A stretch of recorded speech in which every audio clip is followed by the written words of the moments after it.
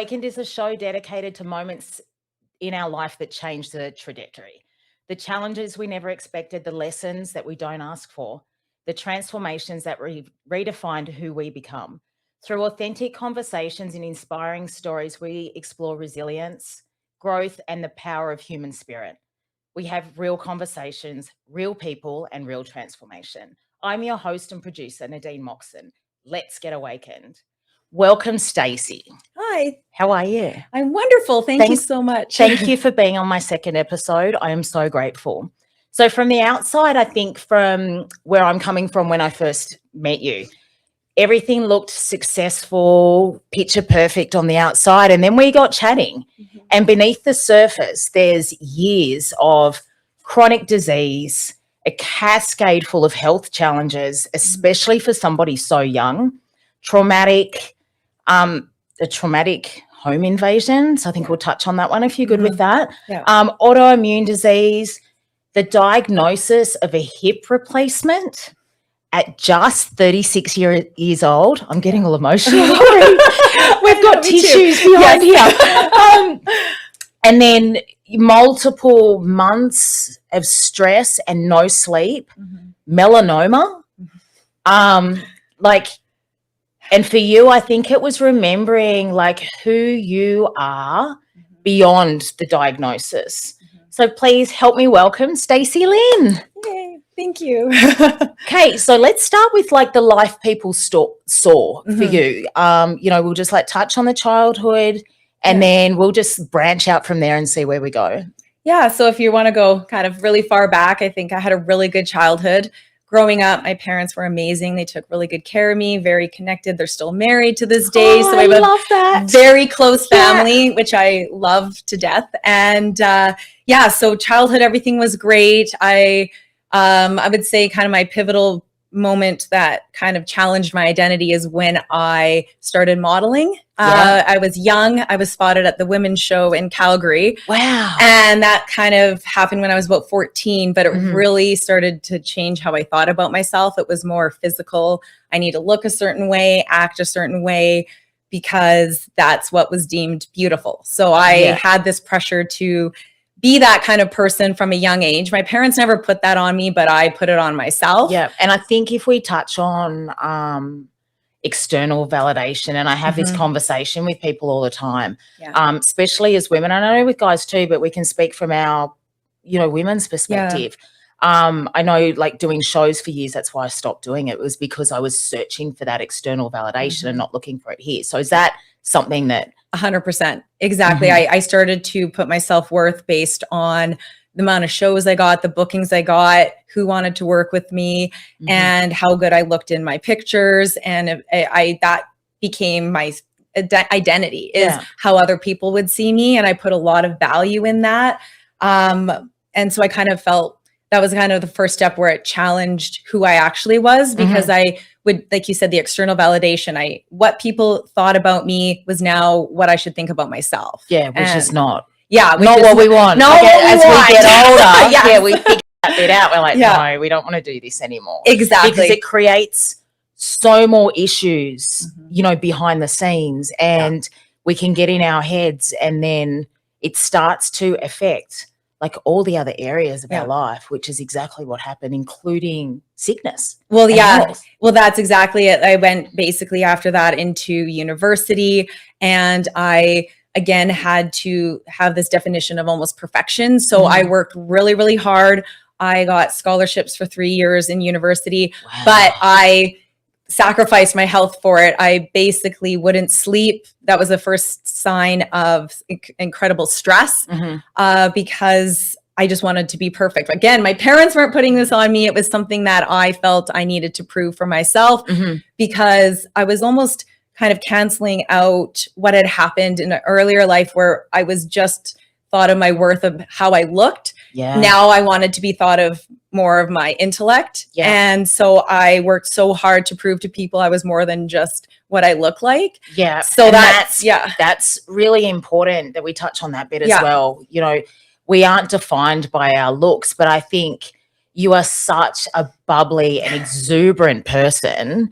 And I think sometimes that can be from onlookers, they'll just say, and I know, like, I've personally been called this as well, oh, she's just a ditzy blonde, doesn't have a brain. So I feel like this is where you just like threw yourself into the academic side of things to prove everyone that you are not just the model with the perfect life. You've got substance. Exactly. Yeah. And so that's exactly it. And that's what made me push so hard, is because I was tired of being looked at that way and having all these comments about, like you said, the ditzy blonde. So I was doing everything I could to prove it wrong, but little did I know that that would actually in turn cause me a whole host of health issues where it was about 6 months of insomnia that I got my last year of university. I didn't sleep, and that brought out my autoimmune disorders. So that and chronic stress, I think, with women in particular, especially leading, you know, going through our 20s and leading into our 30s, and then our hormonal profiles start changing.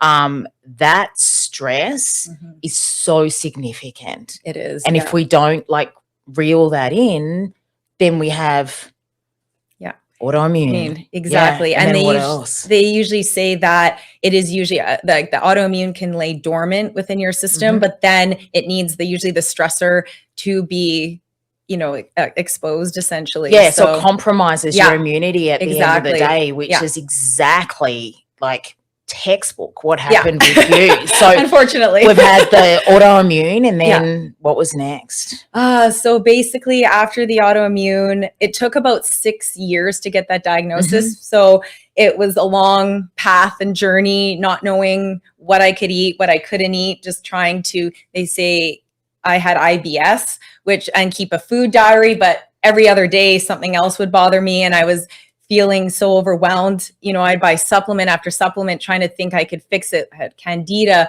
or SIBO or any of these other conditions that never really turned out to be what it was, but I was just trying to fix myself. So then eventually I did get like a colonoscopy, and then they found lymphocytic ulcerative colitis. So I went on 9 pills a day for a year, and that's when I finally started to feel better.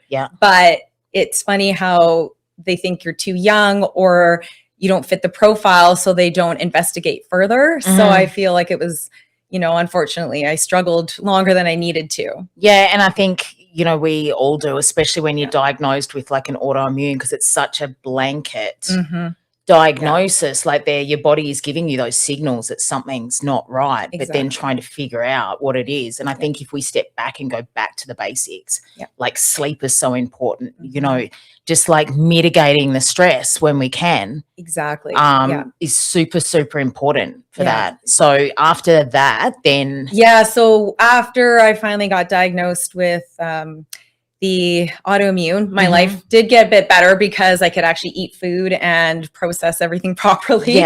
So that helped. I would say kind of my next biggest struggle is kind of something I imposed upon myself again when I decided to get breast implants, and that came next. But little did I know that having autoimmune disorder puts you more at risk to react to them. That was never discussed with me. This was many years ago. Back in the day. So I did this again. It was for myself, but I feel, I don't know, maybe some sort of a pressure, because after I was diagnosed with the autoimmune disease, I had lost a lot of weight. And so I wanted to almost gain that back quickly. So I did that, and I became very, very sick with it. They thought I had actually inflammatory breast cancer based on a rash that I developed. So it again threatened my health. So I had to pivot, and I decided to remove them. And then that rash went away. My health got better. I felt better. And it was, like that was another turning point where I think, again, kind of stems back to, I reflect, why did I do that? Why did I feel the need to do this? And I don't know, like, it's at the time, it felt like the right thing to do. But when I looked back, I was just, I think I was more kind of felt pressured in society to do this because I had looked a certain way. And then now it had changed since I had lost all that weight from being sick, and I just wanted to get back to looking healthy, and I thought that was the quickest way to do it. Yeah. But it sacrificed my health. It's not always the quick fix, No, though. that's it. Yeah, it's like sustainable long term Exactly. to fix these things, and there has to be, a very concentrated approach to this kind of stuff. Yeah, exactly. Yeah, and then when did the hip replacement diagnosis? Because my dad he had his hips done, he's like 70 something now. And then I was thinking, and then when I saw you in the gym, because you're bubbly and you're amazing, and I'm like, wow. And then we started talking, you said, I've had my hips replaced. I'm like, oh my God. Yeah. So that was actually shortly after. That was about maybe 3 or 4 years after the breast implant issue. Is I started having pain in my left hip initially, where I couldn't stretch or do anything properly. And I was thinking, you know what, this doesn't feel right, because I do work out and I couldn't fix it, on my own. So I went, and it was a chiropractor who recommended me to go get a hip x-ray. Yeah. So I did, and the diagnosis came back not very good.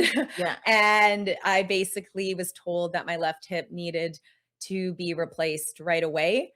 And the right hip was going to follow. So it was the left was worse, but the right was going to follow the same path, just because they were both anteriorly displaced. So outside the socket, and I wore through the cartilage right away because I'm so active. Yeah. Oh, it was so painful. I couldn't actually walk properly. I had to swing my leg in order to move it, because it wouldn't rotate. So sometimes I'd go for a walk and it would seize, and then I have to sit until it would unseize, and I didn't know how long that would be. So I would never go very far on my own, because I just didn't know if I'd be able to get back home walking.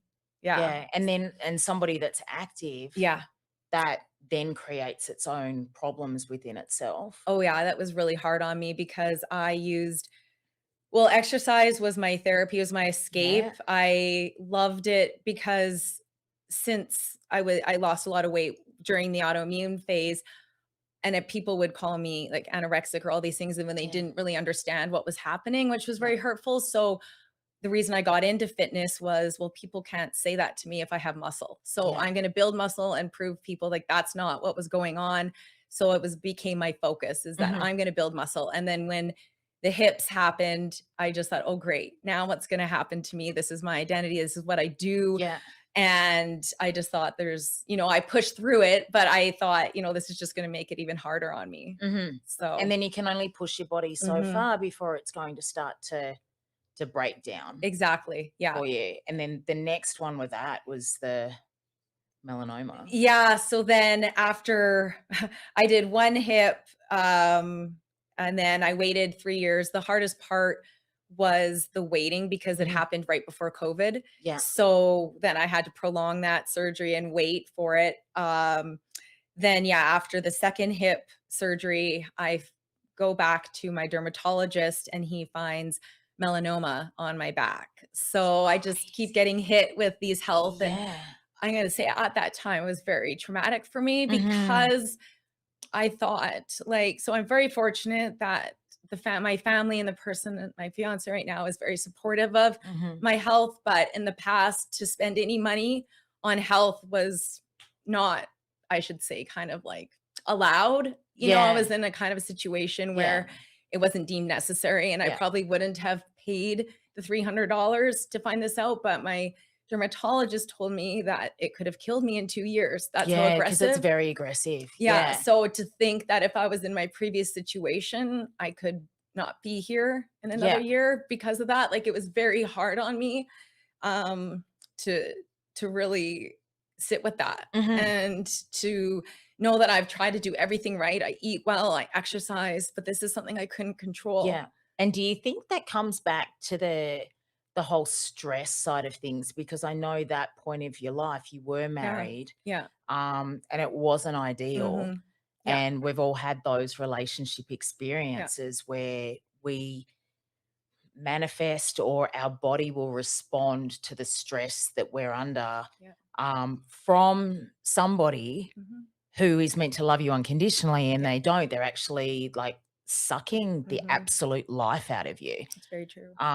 Yeah. So like during that time you were married. Yeah. He's very selfish, and not giving you the support that you 100%. required, then gaslighting you. Yeah, essentially. Yeah, it was a really tough kind of time in my life because I think I actually lost who I was. I didn't know. My identity was to keep this person happy at all costs. And that's our first mistake as women and men. You know, if you're in a relationship and your number one focus is to make sure that they are good, we automatically lose who we are. Yeah. And that's what happened 100% because even my family would comment that I kind of seemed different. Like I would avoid family functions because he wasn't comfortable at them. I would, I didn't have as close a relationship anymore with my family just because I was trying to keep him happy. Yeah. And do you think he was alienating you? I think so because, he didn't feel comfortable there. So, he was trying to maybe make me feel like I needed him and I just only needed him. And even when I go out with other people, it was always, well, how long are you going to be gone? It was always just constantly trying to, he needed my undivided attention. And like at one point, I remember I didn't cry for almost 5 years because I would get judged for it or I was made to feel like that was not okay. So I taught my body just to control that emotion and not then you're cry. not processing the emotions and not getting it out. Like crying's so healthy. Yeah. It just allows us to release that and then, be able to move forward with things. Exactly. So that's where I realized that I didn't know who I was anymore. And that was really challenging. Feel? Oh, it was so confusing. It was so hard because I would try to make any decision and I couldn't. Like it felt like, well, I could do this or do this or do that. And people would ask me my opinion and I didn't even have an opinion. And I was second guessing who everything, you are. Yeah. Because everything was met with judgment in the past. So I was scared to formulate an opinion because it's going to be judged. Yeah. And I can't handle being judged anymore. Like it was because too that much. Started at 14 when you started the modeling. Essentially. That's very true. Actually. Yeah. I'd had enough of being judged and I didn't, I just let other people make my decisions because then it was easier and I wouldn't have to either, be told that was wrong or how could you do that or, made to feel bad about what I chose to do. So, yeah. And what was aligned with you and what you wanted to do. Exactly. Yeah. So like that was hard. I had to go through actually a lot of therapy in order to kind of find myself again because I wouldn't stand up for myself, I guess, because it was just easier to comply with people in my life who were like that, than to stand up for what I actually thought was right. So I'm still working on it. It's still a progress. It'll be a lifetime journey dealing with this kind of trauma in your life. And I feel like you can deal with it and feel and heal, but then there'll be triggers that come up, and it can be like, but having that awareness of like, okay, this is testing me, this is a trigger. How can I deal with this and not go back to like how you felt at that moment in time where you were just like had the soul literally sucked out of you? Well, and that's exactly, and I've actually just done some recent, it's called accelerated resolution therapy. So it's like the eye movement type of therapy to try to help you deal with triggers and trauma. And it's so far been quite helpful because I would initially respond very emotionally. I get very intense because I feel like I'm back in that situation. And no matter what, as long the threat feels very real, even if it's nothing compared to what it was before. If I feel the same way, I'm going to act out emotionally and not think logically. And then I'm not going to act the way that I would want to because it's triggering. And then when your emotions are high, your logic is super low 100%. as well. So it's such a fine line to have to try and navigate. 100%. And I think a lot of the triggers that I also have, if we go back kind of, I guess, before was with the break-in, that triggered me a lot because I was woken up out of a dead sleep and, sleep in your home, you're supposed to feel safe. Right. And that took my safety from me. And then you didn't have the safety in the relationship. 100%. And then you didn't have the safety in here. exactly. So then I never felt safe, and I never wanted to like make any decisions for myself because I didn't want to be held accountable for them. I guess because I didn't know what the right, just in case it just was in going to case. be wrong. Yeah. And then Yeah. you've got that whole judgment piece Mhm. comes back in. Let's go in and talk about like the home Oh, invasion. yeah. Yeah, for Because sure. this is just Yeah. crazy. And I didn't know any of this. And then we went and had a coffee Yeah. together, and we were there for like 2.5 I know. hours. It's And true. it was just, I'm like, it's so like everybody has a story. And it was just so amazing to me how you are just so positive and so exuberant. Thank you.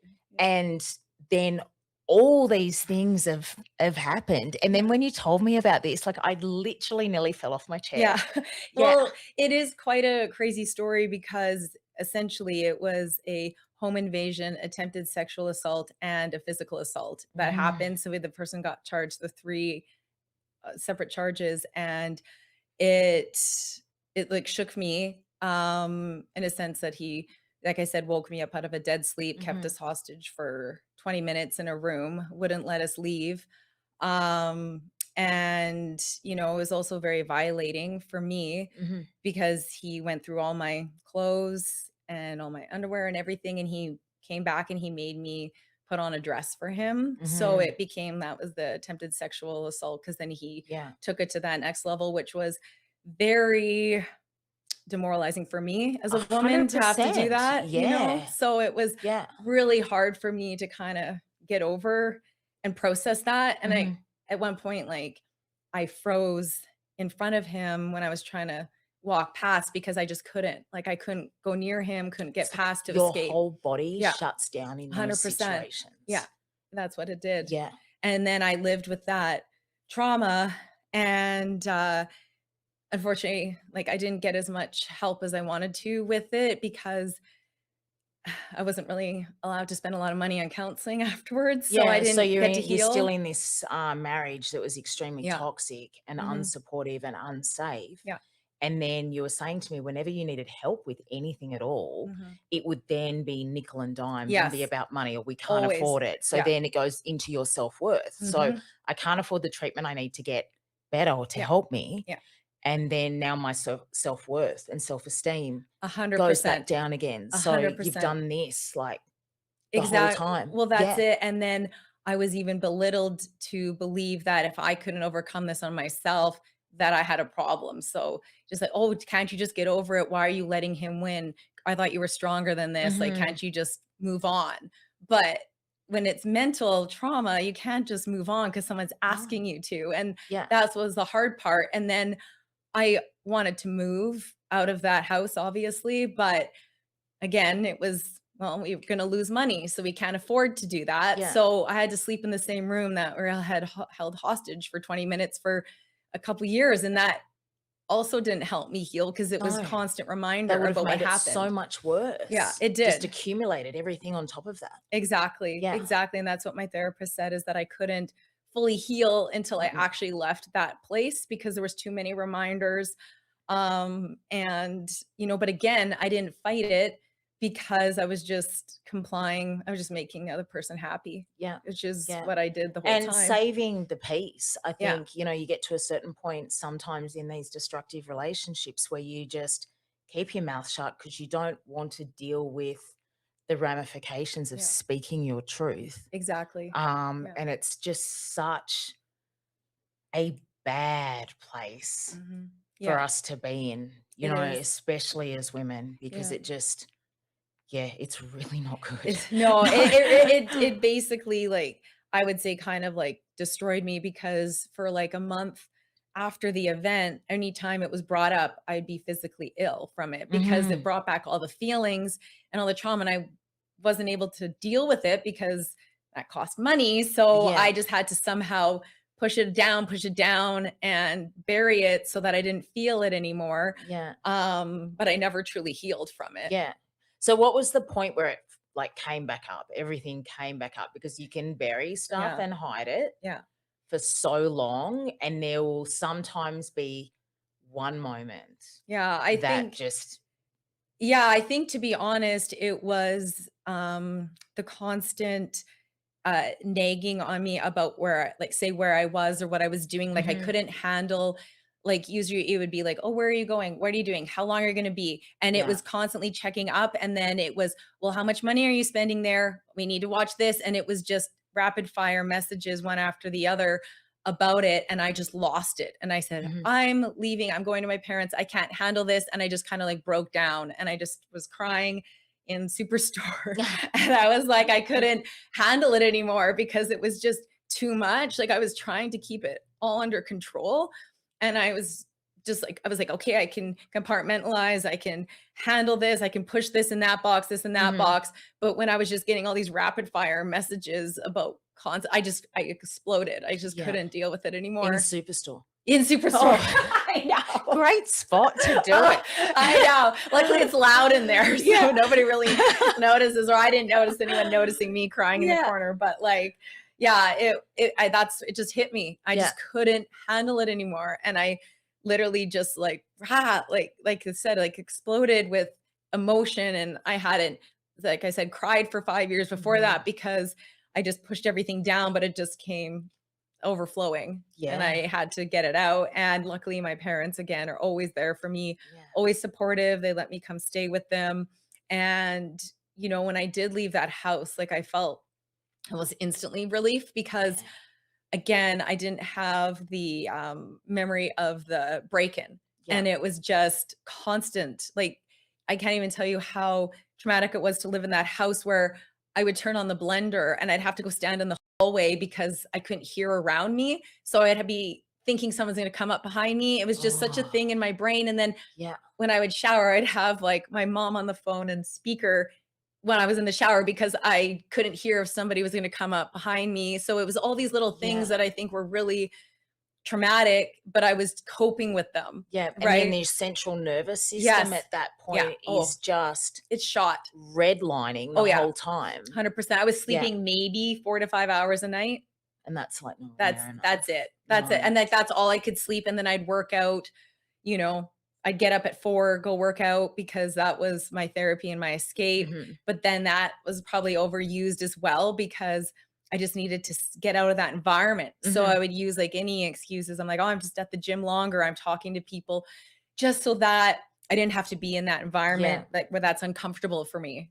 And then was there any other outlet? Like, was there any drinking or Oh, anything yeah. like that? Yeah. Oh, I suppressed that one big time. Good memory. No, that's actually something that I think my family could tell that I started drinking a bit Yeah. more, but I don't think I was ever really like always upfront with anybody because I didn't want to admit it to anyone, even let alone myself. Yeah, I was about to say, could you admit it to yourself? Because No. that's like the first thing you No. need to admit to you. That, Exactly. hey, this is a problem. This We is a need to sort it problem. out. Yeah, Yeah. so I basically would use the idea that, oh, you're allowed to have a glass of wine a day. That's normal. Like that's A what big glass. Oh yeah. Like So the bottle it started fits. like a glass and then it just progressed Yeah. but I used that as coping Mhm. to get me out of the anxiety. So I would have that every time before, say like my ex would come home so that I could just be in a state where I wasn't so anxious and numb. numb. Exactly. Because then Yeah. things didn't bother me as much and I Yeah. didn't internalize them and have some sort of reaction towards them because I'm like, whatever, essentially. So yeah, I drank a lot and way too much. And I know my cousins and my sister and my mom, I think had at one point said, I think you're drinking too much. And I said, no, obviously. I denied it because to me, it wasn't too much because I was still functioning. Yes. I had a job. I Yeah. was working out. I was functioning in society. So to me, that's not too much. But not functioning internally for you. Not at Yeah. all. I was using it to cope with anxiety. Mhm. So now I'm over 3 years sober. Yay. Let's just celebrate that for a moment because that is Yeah. so huge. Yeah. And it's honestly, I feel like when I started drinking a little bit, even after I had left, all it did was bring back the feelings of anxiety Mhm. because I would only drink in those times where I felt anxious. So then I started to realize, I'm like, well, this isn't a healthy habit for me because it brings me back to that mental state. So for me to now be sober and completely clear-minded, I can look back and say, oh yeah, that was definitely a problem. Yeah. So Yeah. would you say that would be the part where you actually reclaimed your life back? Yeah. Would that be Yeah. that moment? I would honestly say when I took control of like my decisions for what I thought were better for me. So, you know, working out the amount I actually wanted to, not trying to escape, but like, you know, a healthy amount. I would say the not drinking, the getting 8 hours of sleep a night, prioritizing my health and going for counseling. I went for counseling every couple weeks for the first year and I invested a lot of money into it because I had to find myself again. I literally didn't know who I was. And I could realize that because then you would ask me to make plans and say, what do you want to do? And I couldn't even think about what I want to do. I don't know what I want to do. Make the simplest decision in life. It was crazy. Yeah. And then I remember watching a movie with my mom that I had watched previously where I couldn't cry and I had virtually no emotion to it. Yeah. I was bawling my eyes out because I found myself again and I had the emotion back and you could feel. Yes, I could feel. I wasn't numb to everything and I felt so much better. And even my sister at one point said to me, it's so nice to have my sister back because she could sense that I'm who I am again. And because I think they knew too, but they didn't know how to help me because I wasn't willing to help myself. It's like anything else. If you're not willing to take that step forward, to make the progress, to better your life, that no one else can do it for you. No, they can't. No, they can't. And I want to just touch on the gym part. And you said working out that was like a healthy working out. So I see it every day in the gym. You see it every day in the gym. I am guilty as charged of utilizing the gym as a healthy space, but actually really punishing my body because it was a way that I could feel like I deserved the pain. And it sounds so bad, but that's, and we see women doing it every day. And you're exactly right. That outlet, it's almost like that kind of response when you get that, it's a different type of pain. So like, I know this sounds weird, but when you would work out and you'd get pain from working out, it's better than the emotional or mental pain that you would experience. That's why like, even after you were doing it to yourself rather than, and you were controlling the outcome, even though it's not ideal, but that in that time is better than letting somebody else. Exactly. It was a choice. Yeah. And that's why I think I overdid it at the point that I is because I had so much pain, so much that I had to work through. And that was the only outlet I had. So I essentially like abused it in order to try and feel better and get rid of this pain and that pain and that pain and that pain. But how did that go? Yeah, not very good. I had a lot of injuries. I was at the chiro, the physio.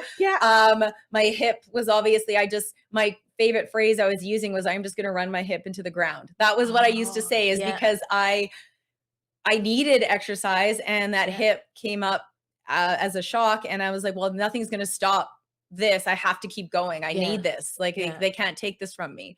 So even if I had to stop what I was doing because it was sore and I couldn't move, I would just wait till I could move again and then continue on.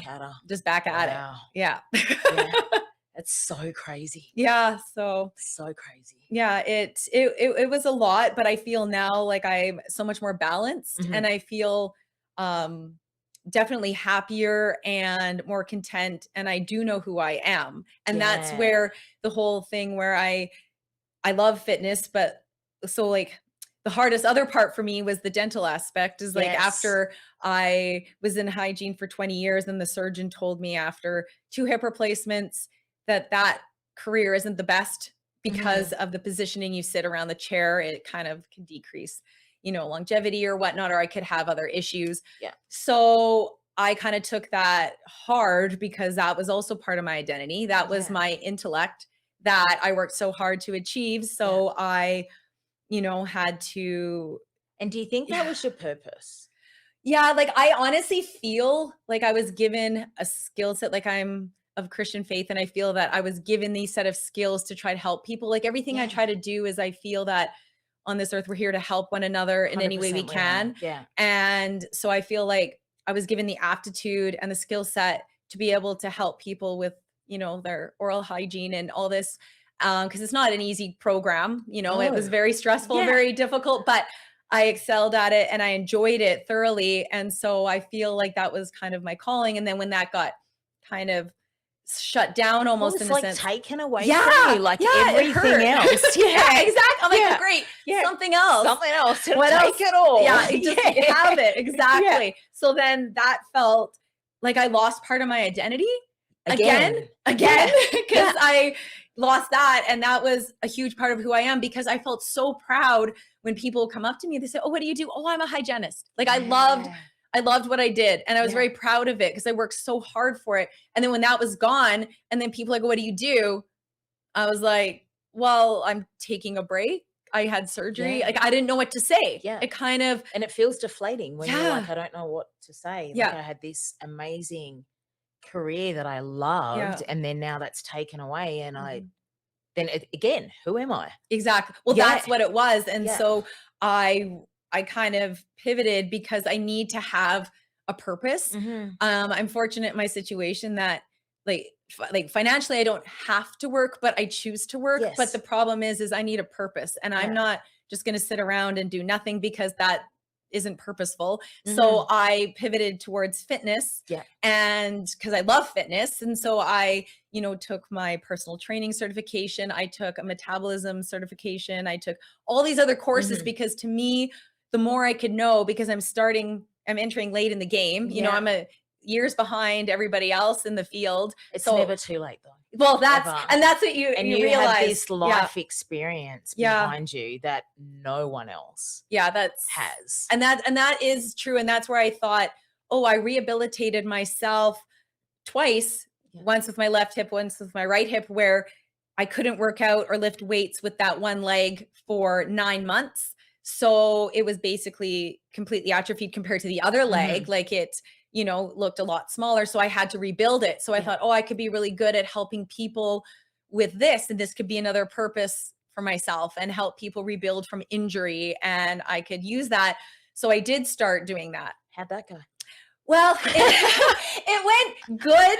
I was actually I really enjoyed it because again, it was helping people, but I'm going to be honest, I still missed the aspects of, I would say, dental hygiene, I realized I like regulation and I like rules and I like following guidelines, and that was my whole life, and a system and a protocol. Whereas when I came into the fitness space, being unregulated, highly unregulated, that's in North the problem. America. Yeah. So in Australia, we're regulated with pretty much everything. Yeah. So the fitness industry down there is very, very regulated. Yeah. So it's definitely of a higher standard than what it is here. I mean, you don't even need certifications to be a trainee, which blows my mind. Yeah.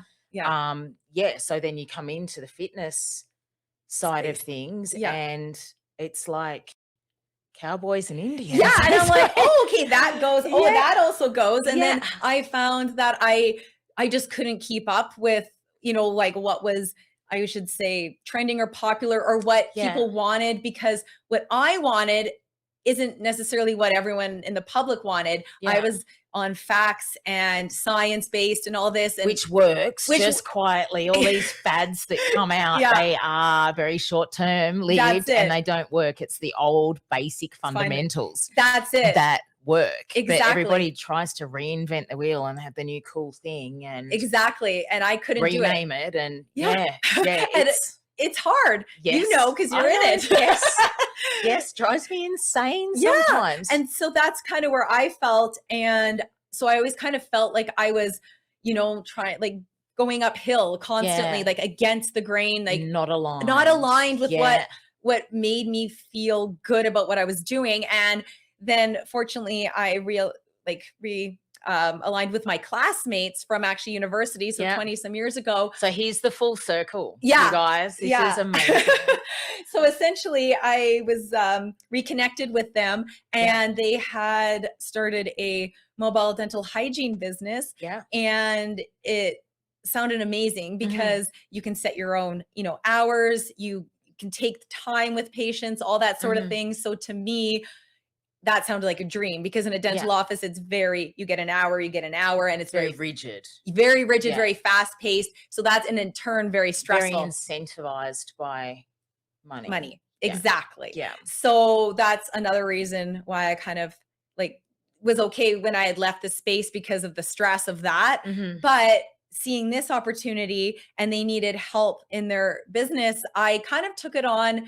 So now being their business manager, I took it on as like kind of to try and see, you know, I was like, this sounds like really good for me. I think that I got excited, I should say, about it immediately. Like like my Jamie, like my fiance could see like my eyes light up. I was like, oh, this sounds. It was like you were alive again. Yes. All of a sudden you were just like different. And I'm like, hey, what's going on? Yeah, I know. Because I remember you said that you came up to me. You're like, what are you doing? And it's like, I couldn't hide it. I think it's because when I was in fitness, I was constantly thinking how to keep progressing when it wasn't aligned with me, you could say. So it was a struggle. And you couldn't be present in that moment. Exactly. Whereas this you can. Exactly. And so I have so many years of experience with dental hygiene, working in perio and radiology and all this. So I love helping people with, like, they have teeth questions. I'm like, oh, let me tell you this. And I get all excited about it. And I know teeth to most people are very boring, but to me, they're really exciting. And so when I got this opportunity, I instantly got re-energized, you could say. And I went immediately to work for them and helping them, you know, with the scheduling. And then it reinvigorated me to get my license back. So I started taking all these continuing ed courses. I would just, in the evenings after work, I would just constantly do it the weekends, but I was so motivated. I just got this passion back. The spark. And I felt happy again. And I felt like myself. Yeah. Right? I feel like your light came back. And you've got a bright light anyway. But then when I saw you that day, it was like, whoa. Yeah, I remember crazy. That. Yeah. And it's like, I can't hide it. And actually, you're not the only one who said that to me. I've had other people come up and say, what are you doing? Like, you seem so, you know, happy and all this stuff. So yeah, it's been really good. So I'm really enjoying this aspect. And so tell me about the company. So it's Mobile Dental Hygienist. Yes. And you guys, I'll let you know about my experience. Yes, so the girls came to my house. They've got this cool chair that just set up in my lounge room. Everything just clicked in, and I was there in the chair getting my teeth cleaned and whitened in the comfort of my own home. I didn't have to go anywhere. I had two amazing ladies there that were just chatting. It was not clinical. It was one of the best experiences that I've ever had. I don't like the dentist, and I don't think many do. So I had like a traumatic event when I was like 8 years old. And and it was just so lovely that it was in my house and you guys came to me, and then it was so easy, direct build, which was, it's even better. And it was just such a beautiful experience. And I think you guys were at my house for like 2 hours. I know. Which was great because I didn't feel rushed. Everything was explained. You know, I know in previous cleanings at the dental clinic, they'd be like, oh, this is going on, that's going on. But then there would be I always like to know why. Like, why is that happening? And, you know, I've got an implant. So there's stuff going on with that that's never been explained to me before. But then you're like, no, this is what happens and this is completely normal. And I'm like, you know, so I don't want to go back to the dentist. Exactly.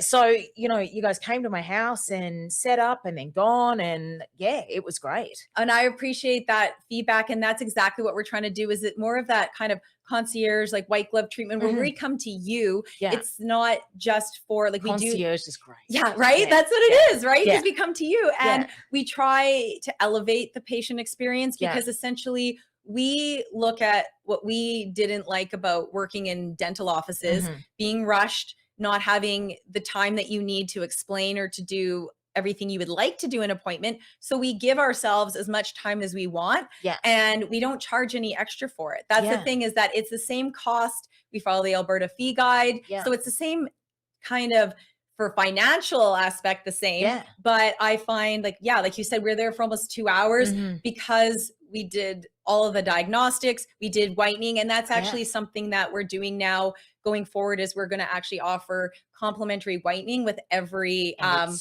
every dental cleaning. So usually, and that's $150 value that, you know, we want to add to say thank you for trusting our services. So how do people get in touch with you? Yeah, so we have a website. It's My Mobile Dental Hygienist, and you can search that. And we also have Instagram. So it's the same handle just on Instagram, My Mobile Dental Hygienist. And you can reach out there. My email address as well, which is admin@mmdh.ca. Perfect. That people can send me emails and I can answer any questions that they have. I'm happy to talk to anybody. Even we see a lot of dental phobia in where we work, just because we find when you're not leaving your home, the anxiety level immediately goes down. Right? You're already comfortable. You're very comfortable. And we help with seniors. We follow like the CDCP plan, you know, for billing for lower incomes. So yeah, we try to just, again, help bring the dental office to people who maybe can't make it there or who have dental fears. And even kids too. I mean, even you guys kids, do kids. My kids are going to get theirs absolutely done. And then just to have it all like done at the house. I know, like I've had mornings where I've had to get up, get the kids up organized, get to the dental office, do the 2 cleanings, try and get them school on time, try and then get to work and, you know, do all the things. And yeah, it's just so much easier. Well, yeah. And that was the whole premise behind, is trying to make life a little bit easier. And even for, say, busy parents who have kids, you know, like they have to take time off work. Sports and all the things. Everything. Like we're trying to make it more so it doesn't fall to the wayside and you don't forget about your cleanings, because cleanings will help to prevent you from needing restorative dental work. And that's the whole concept of dental hygiene, which is why I loved it so much. And I never pursued dentistry, which was always an option, but I like the preventative aspect and how can we focus on health and getting things back to baseline without having to do restorative work, anything invasive like implants or crowns or things. So, you know, it kind of all just fits, but also the oral health is connected to the rest of your body. 100% so that's where it kind of fits with fitness and living well, is you take care of your health, because sometimes we can actually notice diseases or things happening in your mouth before you even know what's going on. Before it manifests anywhere else in the body. It's a gateway. So it's a key. What's next for you? I'm going to definitely actually get back into hygiene myself. Yeah. So I'm really hoping I've finished all the courses and the requirements to get my license back. Now they're just kind of reviewing everything, but I'm hoping to be able to do some part-time practice work and also help educate and just keep learning more and try to help people, whether it's through fitness or through dental. I just basically want to be able to help people. And learn from my mistakes and journey. Well, and that's what we do. It all becomes a lesson at the end of the day, and then we can help others. And then I hear there's a wedding coming up. Oh yes, that's also coming up. So in about 35 days, we're getting married at in the Calgary Zoo. So I'm pretty excited about it. Amazing. I have such support. I have to say that was one of the big pivots in my life, is having a partner who's supportive. It makes Jamie's amazing. Like, all the difference. He's another big bright light, isn't he? He's just so good, so much fun, so much. And I credit, he's the biggest one who got me into going to counseling and supporting all my decisions. And honestly, it's made me heal to the level where I do feel comfortable to venture out and try new things, because I never had confidence before. That was my biggest thing, is I was beaten down for so many years that my confidence was so low that I didn't think very highly of myself whatsoever. And he's just helped see that I do have a lot to offer. And I think when you're in a relationship and you feel seen, heard, and safe, and you can use your voice, I think that is the ultimate gift that you can get when it comes to confidence. I agree. Because you can be so in the moment and present, and nothing else seems to matter at that point in time.